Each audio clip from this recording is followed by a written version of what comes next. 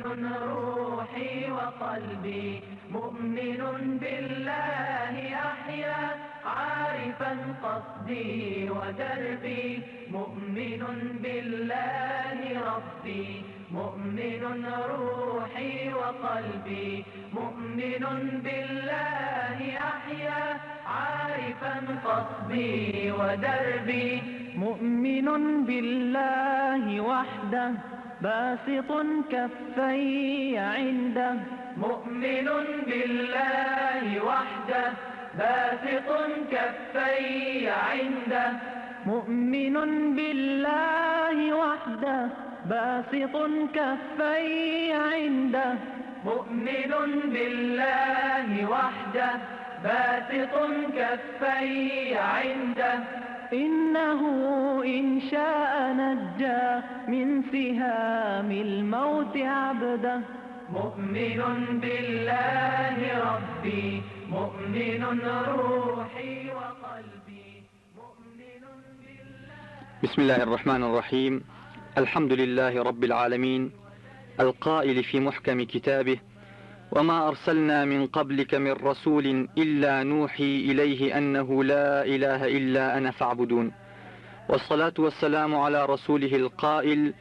أمرت أن أقاتل الناس حتى يشهدوا أن لا إله إلا الله وأن محمدا رسول الله. يقراني عزيز خوشكو براني باوردارم صلاوي خواي بالادسي كاربجيتان ليبيت. السلام عليكم ورحمة الله وبركاته. خوشحاڵین کە لە ئەڵلقەیەکی نوێی بەرنامەکەتان بەرنامەی ڕێنماییەکانی عەقیدەی ئیسلامی بە ئێوەی ئازیز و خۆشەویست شا دەبینەوە بەی هوایی کە بەرنامەکەتان ببێتە مانای ڕەزامەندی پەروەردگار و پاشانیش سود و ڕەزامەندی گشتلایەک. بفەرموون لەگەڵ بڕگەکانی بەرنامەی ئەمڕۆمان. يجري ويسري غامرا بالنور صدري حبه يجري ويسري غامرا بالنور صدري حبه يجري ويسري غامرا بالنور صدري حبه يجري ويسري غامرا بالنور صدري وحده أرجو وأخشى وله أسلمت أمري مؤمن بالله ربي مؤمن روحي وقلبي مؤمن بالله أحيا عارفا قصدي ودربي غيره ماذا لديه أي أمر في يديه غيره بەڕێزان، عەقیدەی تەوحید و یەکتاپەرستی بریتیە لەو دینەی خوای پەروەردگار کە بە دینی حەنیف ناوبراوە و لە قورئاندا زۆر جار بە دین القەییم ناوبراوە و دینی فیتڕەیە و دینێکە کە خوای پەروەردگار فیتڕەی ئینسانی لەسەر دروست کردووە و لەسەر بنیاد ناوە بەو شێوەیە کە عەقیدەیەکی یەکتاپەرستی پاشی بێگرت ئەسڵی ئەدیان بوو، ئەسڵی سەرەتای دەستپێکردنی ئینسان بەم عەقیدە پاکە خوای پەروەردگار هێناونی گۆشی کردوون. ئەوەتە لە ئایەتی 30 سوورەی ڕوومدا فەرمێت: أعوذ بالله من الشيطان الرجيم فأقم وجهك للدين حنيفا فطرة الله التي فطر الناس عليها لا تبديل لخلق الله ذلك الدين القيم ولكن أكثر الناس لا يعلمون. توجيهك كبو پیغمبری خوا صلاة والسلام خوا لسر بهم آياته لري اوي شوبو همو امت كهاني ادات آراستو ريرو منهج عقیدەیەکە بیگرێتە بەر بریتی بێت لەو دینە پاڵفتەیە کە خوای پەروەردگار هەموو بەشەریەتی بەگشتی لەسەر فترەدا ڕێژ کردووە، لە ئەساسەوە لە بنچینەوە کیانی ئینسانەکانی لەسەر هێناوە لەسەری دروست کردوون. ئالێرەوە بەڕێزەکانم ئێمە ئەزانین کە پێغەمبەری یەکەم کە ئادەمە سەلامی خوا لەسەر بێ و باوشیان بیائیشە دوای ئەوەی کە عەقیدەیەکی چەسپیوی هەڵگرتووە بە عەقیدەیەکی یەکتاپەرستی و بێلەکە و بێخەوشات خوای پەروەردگار لەسەر ئەم عەقیدە پاکە هێنای. ئەوەتە لە ئاەتی 33 آل عمراندا خوای پەروەردگار فەرمێت: إن الله اصطفى آدم ونوحا وآل إبراهيم وآل عمران على العالمين. خوای پەروەردگار هەموو پێغەمبەران و بەتەسەلسل ئەیهێنێت ئەم چەند پێغەمبەریان ئەفەرمێت ئیستیفای کردوون، پاڵفتەی کردوون، هێناونی و بەرزی کردوونەتەوانێ. ئەم ئیستیفایەش وەک لە زۆر لە عولەما ئەفەرمون معنای ئەوەی لەسەر عەقیدەیەکی خالص، لەسەر دینێکی پاک، لەسەر دینێکی بێخەوش و بێگەر، لەسەر عەقیدەیەکی چەسپی و بەڵکو قەزەی عەقیدە، قەزەی یەکتاپەرستی، قەزەی عەقیدەیەکی پاک بریتیە لەو قەزیەی کە ئینسان هەر پێش هاتنی بۆ بوون بۆ وجود کە ئێستا هەر لە پشت و ئەسڵابی دایک و باوشیا بوو هەر لە پشتی ئادەمدا بوون خۆی پەروەردگار هەمویانی کۆ کردوتەوەوانی و ئەم فیترەتی تیا چەسپاندون کە بێ لەسەر عەقیدەی یەکتاپەرستی و عەقیدەیەکی پاک بشین ئەوەتە لە ئایەتی 273 سوورەی ئەعرافدا خۆی پەروەردگار ئاهدێک حقبەیەک لە زەمانمان بۆ ژێڕێتەوە کە ڕوحیانەتەکان هەموو ڕوحەکانی کۆ کردوتەوەوانە و عهد و میثاقێکی لێوەرگرتون کە یەکتاپەرستی خوا بڕیار بدەن أفرمد أعوذ بالله من الشيطان الرجيم وإذ أخذ الله من بني آدم من ظهورهم ذريتهم وأشهدهم على أنفسهم ألست بربكم قالوا بلا شهدنا أما عهدك وميثاقك لسر توحيد لسر يكتاپەرستی لسر بڕیار نەدانی شەریک بۆ خوا لسر چەسپاندنی عەقیدەی ئیسلامی ساغ و سەلیم کە هەموو بەشەریەت لەسەری هاتون و لەسەری دروستبوون و لە پێش هاتنیان بۆ بوونیش خوای پەروەردگار ئەم عەدەی لێوەرگرتون لەمەش زیاتر هەر لەگەڵ لەدایک بوونیشدا ئەم فیترە پاکە ئەم عەقیدە چسپیوە لەگەڵ ئینسانە لەدایکە بێت پێغەمبەری خوا سەڵات و سەلامی خوای لەسەر بێت لە فەرمودەیەکی صحیحدا کە ئیمامی مسلم ڕیوایەتێکە بە ژمارە 2665 حديث قدسي من لخوي پروردگار وبو جارته كخوي جورا فرميت وأني خلقت عبادي حنفاء كلهم وأنهم أتتهم الشياطين فاجتالتهم عن دينهم وحرمت عليهم ما أحللت لهم وأمرتهم أن يشركوا بي ما لم أنزل به سلطانا خوي پروردگار فرميت من همو بندكان بقشتي لسر دينشي حنيفي بالفتو باقيناوا بلام الشيطان كان بشياطين إنس وجيني شوهاتون هر هميان خريشي لادان ودرخصنوي إنسان كان من لدين بوي كهات دسيان كردنا قضايا عقيدة دا شتيك خوي جورا حلالي كردو بوي حرام كردون ديشتو سرويا كفرميت وأمرتهم أن يشركوا بما لم ننزل به سلطانا شريك بخوا قرار بدن هاني أنا دان بوي شريك بخوا هاوتاك بخوا بريار بدن واتأو عقيدة طاكو بيقردي كإنسان كان لسر دروزو لسر فترة دارش كراون أما هات خريش يبونو لا أنا دان انحرافيان بيقردن بيغنبري خوا صلاة والسلام خوا لسر بي لفرموديش كذا كلوتاري بيشو دا إشارة ما بوكرت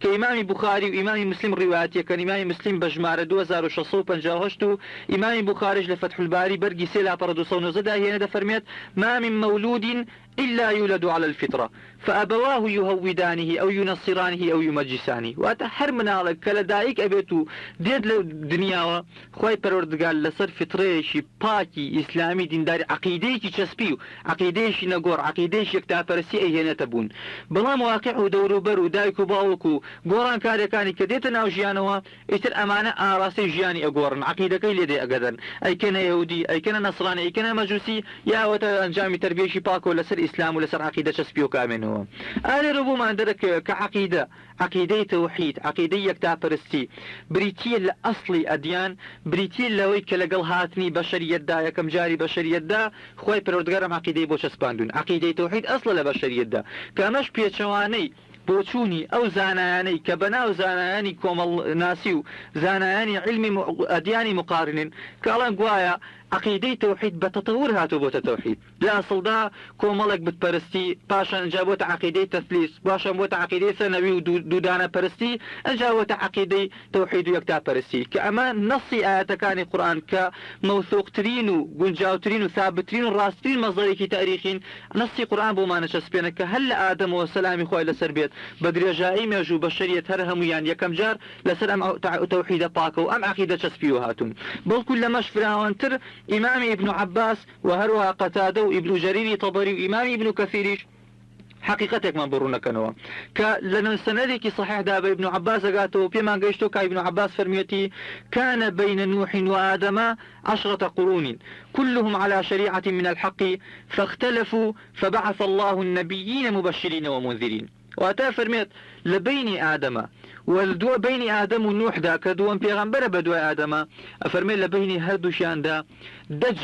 دجيل هبون 10 قرون همو قرنك بجيلك حساب أقرد أفرميت دجيل هبون هرهميان كانوا على شريعة من الحق كانوا على شريعة كلهم على شريعة من الحق هرهميان لسر شريعتي في راس لسر شريعتي في باك لسر عقيدي توحيد يكتاپەرستی نقوري قنجاو هرهميان هاتبون وقوش كرابون بلام لدواء أو دقرنا إن جاء اختلاف كوتا بيني أنا جوازي كوتا بيني أنا آراتك الله أبو شركيات هاتنا هوانية أفرمي فبعث الله النبيين مبشرين ومنذرين إن جاء بيتا خواي پروردگار پیغمبراني أنا صلاة والسلام إخوان لسر بيت بمجددان بترساندن بوي خەڵکی ئەو انحرافەی کە هاتوتە ناو عەقیدەیانەوە سەر لە نوێ پێغەمبەران سەڵات و سەلامی خوان لەسەر بێ بۆیان ڕاست بکەنەوانێ هەر ئەمەش ئیشارەت لەو ئاەتەوە وەرەگیرە کە لە سوورەی بەقەرە ئاەتی 213 خوای پەروەردگارە فەرمێت كان الناس أمة واحدة فبعث الله النبيين مبشرين ومنذرين بشريت بقشتي خلق كان بقشتي هم يك أمة بون هم خاوني يك عقيدة بون هم توحيد يعني أنجام دا هم عقيدة شي نقوري تسبيان هبو وردو انحراف الرؤيا فبعث الله النبيين مبشرين ومنذرين انجا خواي پروردگار پیغمبرانینا بمجددان وبترساندن تفسير ام آيات الزربي زوري مفسرين حق ابم شوية تفسير كان فرمون كانوا على الحق والهدى أمة واحدة على دين واحد أول الأمر فاختلفوا فيما بعد هر هميان لسر حق يكون لسر هداية الرين وما يورجنان يكبون هميان يك عقيدان هبو هميان يك توحيديان هبو تا دجيلش تا شنجيلش كش بدواء ودا أفرمت انجا بدواء ويا جوازي كوتا بينيان وخلافيان تيكوتو خواي پروردگار پیغمبرانينا صلاة والسلام خوان لسر بيا براس كردنوي أم انحراف وراس كردنوي أم لادانا برزا كانم لمو در أكيوت كعقيدي توحيدو يكتا برسي عقيدي كي جسبي ونقور عقيد أصلي عقيدة بشرية بوا لبدايته وأنا كبشرية هاتوا كآدم هاتوا سلامي خوالي سربيا تاتشن جيلكيش أم عقيدة بيا شركة بيا كوشو بيا قردا لنا بشرية داها بوا بلان لدوائي دا وردا شرك ولادان وانحرافات رويدا هربوا يبينين كاتك كنوح هات سلامي خوالي سربيت خوالي پروردگار بازكات كلو كات دا شرك بربلابو بوا فرميت أعوذ بالله من الشيطان الرجيم لآتي 25 سورة يهودا فرميت ولقد أرسلنا نوحا إلى قومه إني لكم نذير مبين ألا تعبدوا إلا الله أفرمي دائما نوح مع النار سلامي خوالي لسربيت بو قومكي بو نتوكي بو أمتكي كإشتزاري ويكردن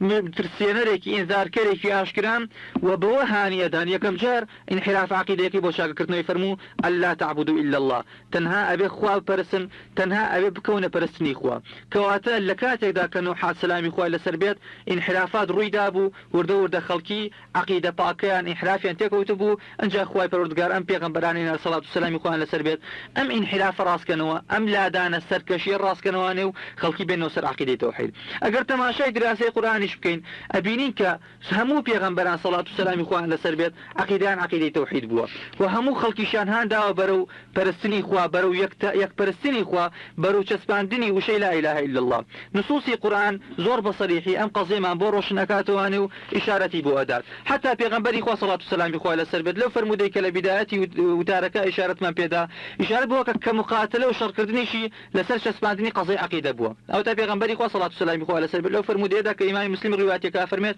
أمرت أن أقاتل الناس حتى يشهدوا أن لا إله إلا الله وأن محمد رسول الله ويقيموا الصلاة ويؤتوا الزكاة فإذا فعلوا ذلك عصموا مني دماءهم إلا بحق الإسلام وحسابهم على الله أفرميت من أمر بيكراوة فرمان بيكراوة للا پروردگاروا كقتال لقل خلقيابكم شر لقل خلقيابكم حتى جهادك وشر كردنكش بقضية چسباندني توحيد وعقيدة أفرميت تا أوكاتي خلقي لا إله إلا الله أشسبيرن تا أوكاتي احترافك بويك يكخواها وهيش خواها شكنية للسلوك ولا الريجياني عند العملي عند الرنق داتوا ويسلمين كمحمد صلى الله عليه وسلم خواه لسلي بيغنبري خواه انجا دعاء مقتضيات إيمان مقتضيات عقيدة كآل ردا حزك مشارة بو بدمك إما أصل وآية كلمة إيمان بكار بين لا جي عقيدة شنك إيمان كلمة يجي قرآنية وفراوان ترى لكلمة عقيدة بلا مثل لبروي علماء السلف عقيدة بكارنا وك من بيموائل رد فعلي بوش لرد فعلي هاتني أهواء وشهوات أم كلمة بكارهم دراوجنا أصل كلمة إيمانا وأتا قص معنوية تا أوكاتي إيمان أشس بلا خلقي دا وأتا عقيدة أشس بيت پیغمبري خواه صلاة والسلام خواه لسر بفرمي أمر بيكرا محاربي خلقي بكم ومقتضياته بيدايو سكاني أو إيمانش لأنه يشكردنو لزقادان ولهم بيدايو سكاني كا تاوكو بو بري ملكتشيو أي شس بينن أفرمي هركاتي أما أنكرت عصموا مني دماءهم إلا بحق الإسلام خوينيان بارزراوة حصاني بابلين جيانيان دراوتي للإسلام دا بارزراونو إلا مقر حقي إسلام بيشركن لو حقوقاني كإنساني لسر خوين الرجليت أفرمد إلا بونبت همو جانيان بارزراو خوينيان بارزراو جاكو أتبرز كانم قال ربو ما نتشسبتك قتالي بيغمبراني صلاة والسلام خوان لسر بيت دعوة كردنو بانقوازيشان خو ماندو كردنيان هرچي كاريشان كردو بردوام لتوحيد ودسبيان بيكردوا لو دسيان بيكردوا كعقيدة خلقي بين نوسر أو راس شقامي كلا سريبون انحرافات شتيكي طازية شتيكي طارئة بس العقيدة خلقي دا هاتوا حتى هەتا بۆیە سەید ڕەحمەتی خۆی لێبێت لە یەکێ لە نووسینەکانیدا کە لە کتێبی الئیسلام و مشکلات الحەضارە ئیشارەت بەوە دات کە عەقیدەی لادان و ئینحرافات و شرکیات ئەوەنە طاریئە لەسەر نەفسیەتی بەشەریەت حتا زۆرجار ئەگەر بێت و دوعات محارەبەشی نەکەن خۆی لە خۆیدا شرکەکە محارەبە ئینسانەکان ئەکات و ئینسانەکان بەرەو لەناوبرد نەبات. لێرەوە دەرەکەوێت کە ئەسڵی فیترەتی ئینسانی خوای پەروەردگار لەسەر عەقیدەیەکی پاک لەسەر عەقیدەیەکی چەسپی هێناوێتی و ئینحرافات و لادانیش لە عەقیدەی چەسپی و شتێکی طاریئە و شتێکی تازەیە و هاتوتە سەر نەفسی بەشەرەکان. أسلمت أمري مؤمن بالله ربي مؤمن روحي وقلبي مؤمن بالله أحيا عارفا قصدي ودربي غيره ماذا لديه أي أمر في يديه غيره ماذا لديه أي أمر في يديه غيره ماذا لديه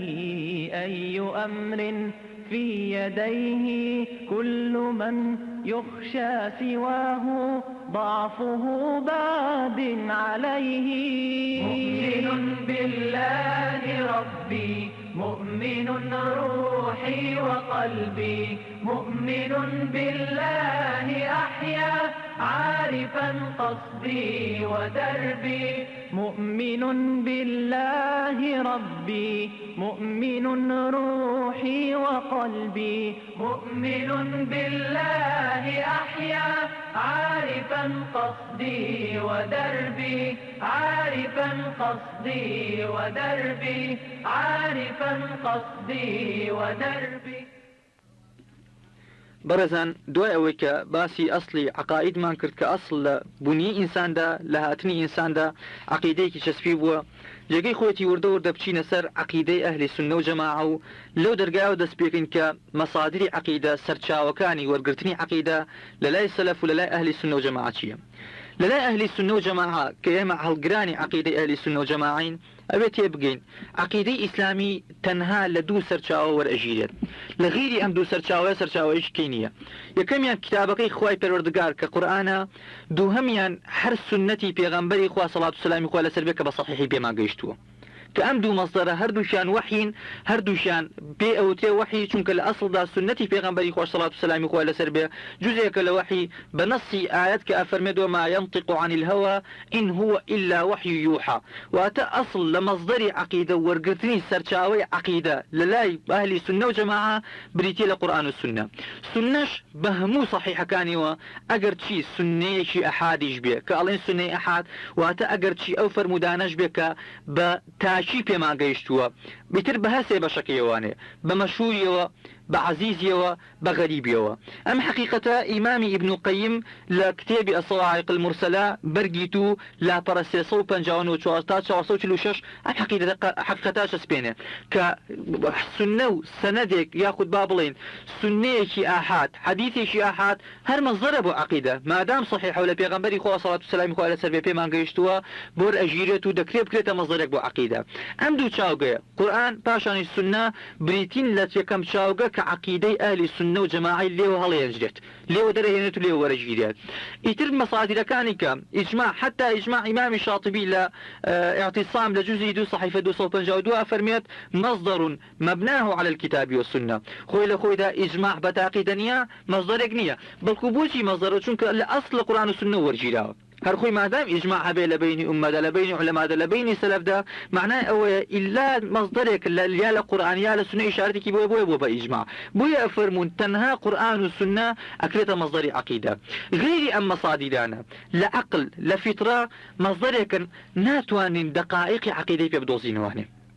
دەکرێت بکرێتە مؤیدێک یاخود مؤیداتێک بۆ بڵێن پاڵپشتێک کە قورئان و سوننەی پێ ڕۆشن بکرێتەوانێ بەتەنها لەم ئاراسەدا لە شوێنیشکەدا کار نەکات معنای ئەوەیە قورئان و سنە ڕۆشن کاتەوانێ و لە ڕێی ئیجمالەوە بە گەشتگیری باز لە عەقیداکات کەڵین بە گەشتگیری معنای ئەوەیە کە عەقڵ بۆی هەیە قسە لەوەدا ئاکات عەقڵ خۆی لە خۆیدا عەقڵێکی سەلیم عەقڵێکی ساخ واز لەو عەقڵانە ئەهێنین کە نەخۆشن و کە شەهەوات و ئارەزوو کە کۆمەڵێک قەزایی دنیاوی تەئثیری تێکردن و کۆمەڵێک پەردەیان بەسەرەوە و کۆمەڵێک مەساڵح بۆتە پەردە لە بەردەمی بینینەکانیاندا قسە لەو عەقڵانە ناکەین قسە لە عەقڵێکن کە عەقڵێکی سەلیمە ئەم عەقڵە سەلیمە هەر خۆی لە خۆیدا ئەم عەقڵە ساغی خۆی لە خۆیدا ئەتوانێت بگاتە ئەو نەتیجەی کە کۆمەڵێک قەزای عەقیدە بە مجمەلی بدۆزێتوانێ لەوانە وجودی خوا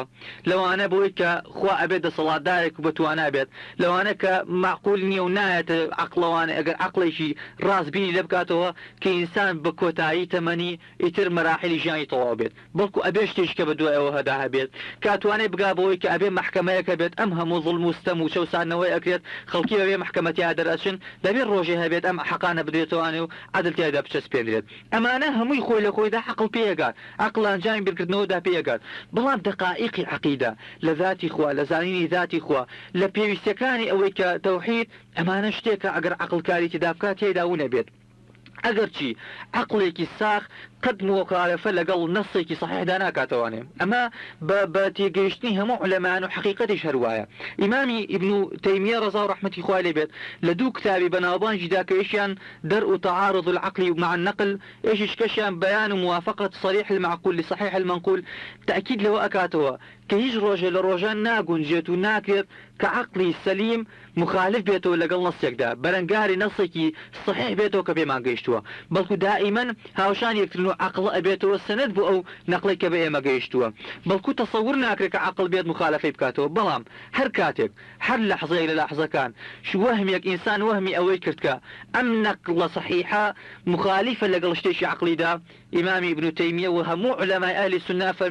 أفرمون فإن الوحي مقدم ومحكم إذا الوحي بيش أخريت عقل كارنا كات عقل أبي بوسع عقل لصيرتي تسليم ببيت كواتا مصدري سرچاوي ورقرتني عقيدة لا أهل السنة وجماعة بريتي لقرآن والسنة ويش نشكور ناجيات عقليش لمجال خوي دا كاركاتو بويني بشتنا ودقائقهم برزا كانم إشارة بهو أدين كأصلي أم بابتي كيم باسي لي وكين سەرەتای دەستپێکردنی ئینحرافات بووە لە عەقیدەی ئەهلی سونە و جەماعە جیابوونەوەی فیرەق و لادانیان زۆرجار لەوە بووە کە سەرچاوەیەشکی غەیری قورئان و سونە کردویانەتە سەرچاوە بۆ چەسپاندنی بابەتەکانی تەوحید بابەتەکانی عەقیدە یاخود بۆ بڵاوکردنەوە و باسکردنی تەسەووری ئیسلامی یاخود عەقیدەی ئیسلامی کە هاتون عەقڵیان کردوتەوە بە هاوتا لەگەڵ قورئان و سونەدا کامەش لە سەرنجامی ئەوەی کە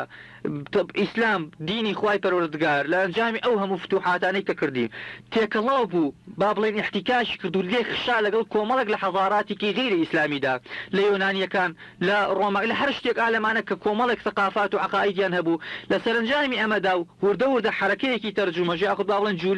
جموجۆڵێکی وەرگێڕان دەستی پێکردو لە ناو عالەمی ئیسلامیدا بە تایبەتی لە سەردەمی عەباسیەکاندا ئەبینین تەماشاکەین کۆمەڵێک لە فەلسەفە و کۆمەڵێک لە بۆچوونی عولەمایانی یۆنانی وردە وردە کرا بە عەرەبی هاتە ناو مسلمانانەوە تأثيري كذا سر عقيدة مسلمان حتى ويلي هات فلسفة وعلمي كلام بوجهي أو سرچاو بنارتي كقرآن والسنة العقيدة قرتيواني يعني زورجار رد كردنوي نصوصي قرآن والسنة لبر أوي بتصوري كومالك لزانان لقل عقل دانا قنجاوة لباتي أوي كبيان عقيدة إسلامي لقالبي كي سربخوي خودا دياري بكنو بلاي بكنو أنا كقرآن والسنة كتنها قالبي قرآن والسنة أتوانا حق بدا بعقيدة إسلامي بلاي بكنو تجوك عقيدة إسلامي بشوازك فراوانا مخاطبي كياني بشرية كات بقشتي باز جزء ناكا بلكو كياني بشري هذا مياجينت بلام فلسفة وعلمي كلام كيانا وبكار هاتو وكو سرشاويك أبيني أصل فلسفة أو أيوتكو ملك حقائق تنها للرسكانة لعبارة كان بخاطرو يعني حقائق هرهم يقرم والله قاتو يخاطرنا عبارته يخاطرنا ورستيكواني كخوي لخوي دا عقيدة إسلامي مجالي أويتي داني لعباراته لكو ملك عباراتي عقلي إنساني دا جاقي بكريتواني بلكو عقيدة إسلامي بشوازك فراوانا كقرآن أسلوبي قرآني بە شێوازێکە کە دەرکیان پێ ئەکات ئیشارەتی پێدات حقیقەتەکان بۆ چەسپێنێت ئیتر عقلی ئینسانی و ژیانی ئینسانی ئەو ڕوژێنێت و عقیدەی ئیسلامی تێدا ئەچەسپێنێت لێرەوە ئینحرافات لە عقیدەی ئیسلامیدا لەناو ئەهلی سونەدا دەستی پێکرد وردە خەڵکی قاڵبی فەلسفەیان بەکارهێنا بۆ چەسپاندن و بۆ سەلماندنی عقیدەی پاک و بێگەردی ئیسلامی حتا قسەکردن لە ذاتی خوا قسەکردن لە صفاتی خوا لە ئەسمای خوا تاوەی لێ هات عقیدە بووە با بڵێن عقل بووە مایەی ڕەتکردنەوەی کۆمەڵک سنەی صحیحەش کۆمەڵک لە حتا لە ئاياتەکانی خوای پەروەردگار لەبەر ئەوەی شتێکی عقلی بە بۆچوونی هەندێک کەس هەندێک لە زانایان کە ئەمە بەداخوانی زۆر لە زانایانی ئیسلامی لە زانا بەناوبانگەکانیش لەم ناحیەدا جارجارە کەوتونەتە هەڵەوە قاچیان تێکەوتووە وردە و دەترازاون بۆی کە لە ئەنجامی تەثیرێکی مەدرسەیەشی عقلی کە فراوان بوو بڵاو بووانێ لەناو مسلماناندا وای لێ هادی ترە بووە خەڵکی بە عیلمی کەلام عقیدە بچەسپێنێت کە ئەمە خۆی لە خۆیدا مەتاهەیەکە وەک سەید ڕەحمەتی خوای لێبێت لە خەسائیسی تەسەووری ئیسلامیدا ئەفەرمێت قەناعەتم وایە کە فەلسفەی ئیسلامی کۆمەڵک کۆڵانی تاریکە کە هەر کەسێک تێ بکەوێت بە ئاسانی لێ دەرناچێت هەر فەلسفە بە گشتی ئەوهەیە لە کاتێکدا قورئان و سنە عقیدەی ئیسلامیان بۆ چەسپێنن بە شێوازێکی ڕوون بە شێوازێکە لەگەڵ فیترە ئینسانیدا بگونجێت ئەگەر چی قەزەی عقل کردنی بە مەزدەرێک لە با بڵین لە سەرچاوەیەک لە وەرگرتنی عقیدەدا جێگەی ڕەدی عولەمای ئیسلام بوو عولەمای ئەهلی سونە بووە بەڵام لە حەقیقەتدا بەڕێزەکانم ئەگەر ئێمە واز لەو مەسادیرانە ئیسلامیانە بێنین بچینەوە سەر مەسادیری علمی تەجریبیش ئەزانین کە عقل شیاوی ئەوە نییە قسە لە قەزای تەوحیددا بکات لە قەزای عقیدەدا بکات چونکە خۆی لە خۆیدا عقل ناقسە شتی ناقسەیش ناتوانێت دەرک بە شتێک بکە کە کامل بێت ئەم حقیقەتە ئێمە نایڵێن بەڵکو زانایانی غەربی ئەو کەسانەی کە دووریشن لە مەنهەجی ئیسلامیەوە گەیشتونەتە ئەم حقیقەتە حتا یەکێک لەوانە کە ڕەنگە زۆرمان ناوان بیست بێت دکتۆر ئەلێکسیس کاریل کە خاوەنی کتێبی ئەلئینسان ذلک المەجهولە لە لاپەڕە 16 تا لاپەڕە 18 کتێبەکەی کە شەفیق ئەسعەد فەرید کردوێتی بە عەرەبی ئەم حقیقەتەمان بۆ ئەجەسپێنێت کە حتا ئینسان خۆی بە عەقڵی خۆی تا ئێستا نەیتوانێت تەحریف بە خۆی بدات نازانێ خۆی چییە حتا ئەم نەسە ئەهێنێت کە من ئیشارەتێکی پێدەم کە ئەمە لە کتێبی ئەلئینسان ذلک المەجهول گیراوەڵەیە لقد بذل الجنس البشري مجهودا جبارا لكي يعرف نفسه جنسی بەشەری تا ئێستا جوهدێکی زۆر جوهدێکی بێ کۆتایی سەرف کردو لە پێناوی ئەوەی کە خۆی بناسێت تعريفك بدا بخوي إنسان خوي بدوزته ولكن بالرغم من أننا نملك كنزا من الملاحظة التي كدسها العلماء والفلاسفة والشعراء وكبار العلماء الروحانيين في جميع الأزمان فإننا استطعنا أن نفهم جوانب معينة فقط من أنفسنا الله لقال وجدا كسروتك كسرچاوه كنزيكمان هي لا قصي زانان لا فيلسوفه كان لا شاعر غوره كان لا زانا روحاني كان لقال وجدا معلوماتك زور كما تاسا لسرخوتي انسان بدو كشف بوا نازاني انسان شيء نازاني انسان حتى اويك الانسان ده دوزراته تاسا هر مجيك شو غمان يعني برز كانم لا تنسي نبك لا لزاناني بابلين علومي تجريبي بتايبتي علومي حاده تاسا نازان تعريف ذنب انسان تاسا خلافك انسان بيت بيت حتى زۆریان پێیان وایە کە ئینسان کۆمەڵێک کائیناتە کۆ بۆ توانێت ئینسانی دروست کردووە حتا دکتۆر ئەلێکسیس کاریل دوای ئەو هەمووی جوودە 40-50 ساڵ دراسەکردن لەگەڵ سەر ئینسان تعریفی ئینسانت بۆ کە دەڵێت فكل واحد منا مكون من موكب من الأشباح هەر یەکێک لە ئێمە پێگاتووە لە یەک موکب لە یەک کاروان لە خێ و شەبح يعني أما تعريفي عقلي إنساني بو إنسان بو خودي إنسان كأبواب بيجا مشتاق إنسان خوي بدوزي يعني معناه هو عقلي إنساني ناقصة لوي كدرك بحقائق يبقى اشتيك بدوزي تواني كلا مجالي أو دانية والسببي أم نقصش هر دكتور أليكسيس كاريل أما الزرانة هي نواني شنك زور كسان هن كاتك مصادري غربية نتواني قشكا قريت كنازان أم حقيقتان إيماني لين إما بيشتر القرآن شسبان دويتي حتى إشارة بوادات كأم جهلة أم نزانينا لخودي إنسان دالي قد يحزى جهلنا في الوقت ذاته إلى طريقة حياة أجدادنا وإلى طبيعتنا المعقدة وإلى تركيب عقولنا سبب هي وايك دوام جهلمان هي برامبر بإنسان خوشي یەکەمیان شێوەی ژیانی باو باپیرانمان ژیانێکی سادە و ساکاریان هەبوو مەجای ئێوەیان نەبوو دراسی ئینسان بکەن طبیعەتە معقدە پێک هاتە سروشتە معقدەکەی خۆمان وای کە دۆکە نەزانی ئینسان چییە خاڵی سێم کە خاڵێکە ناگۆڕێت خاڵێکە لا نادات ئەڵێ تەرکیب عقولینە تركيب عقلنا بيك هاتي عقلي إما عقل ما خوي لخوي ناقصة لبرون ناتواني درك بكوملك شتي كامل وشتي توابكات أما حقيقتك برز كانم علماء غرب أي سلمان حتى بيشوا بريجسون ليش للمسلمات يتصف باس عقلك الله يتصف بعجز طبيعي عن فهم الحياة. حتى أخوي عقل يشغل وصفكاني أويا ناتو أنا فهمي حياة ناتو أنا فهمي جيام كلا جيام بقات جاء أوي تو عقل بكار بنيت لذاتي خواد أقصبكات لخودي خواد أقصبك ما قضيك غيبة خارجي درك عقل إنسانية هر كاتك عقل إنساني لقضاي خواد لقضاي عقيدة أقصي كردبيته عقل بوبيت مصدر وسرشاوة إلا إنسان كان برو انحراف لادن لعنده حتى والديورانت لما بايج الفلسفة دا إشارة إشكاد هذا الليت إما تأسى ناتوانين بنشينيك ياخد بابنا عقيديك منهجك يشسبي وبشرية دياري بكين كبطوائي بكلكي كياني بشري بيتو هيج لكو خرابي جيدة دانا بيت أجل السبب كله ودانيك أمانة بيوسي بعلمي زورة بيوسي بثقافي زورة بلكو الله السبب لودا أصل مدى أويا إنه من المستحيل أن نطلب من المقيد أن يدرك المطلق إما مستحيل دعوة لشتيكي السنور دار بكين شتيكي بو سنور ما بودرك بيبكات يعني حق خوي لخوي دا سنور دار بس لا وتواني لما جالك دا كاركات شو أودي مجالك ونبيت كواتا برز كانم هر كاتك عقلي إنساني بوتا سرچاوة بوتا مصدر بويكا عقيدة إسلامي بتشسبينت ياخد قصة العقائد إسلامي دابكات انحرافات ريداو وفرق لما جابونا توانك لغير قرآن السنة سرچاوة شكاين قرتوه بعقيدة إسلامي أحيا عارفا قصدي ودربي مؤمن بالله ربي مؤمن روحي وقلبي مؤمن بالله أحيا عارفا قصدي ودربي مؤمن بالله وحده باسط كفي عنده مؤمن بالله وحده باسط كفي عنده خوشک و برانی باوەڕدارم لەگەڵ هیوای سەربەرزی دین و دنیا بۆ هەموو لایەک هاتینە کۆتایی بڕگەکانی بەرنامەی ئەمڕۆمان تا بێگەیشتنەوەیش کە بە ئیذنی خوای پەروەردگار بۆ خوای گەورەیەتان ئەسپێرین کە هیچ سپاردێک لە لای ون نابێت وەسەلام عەلەیکوم وەرەحمەتوڵڵاهی وبەڕەکاتوه.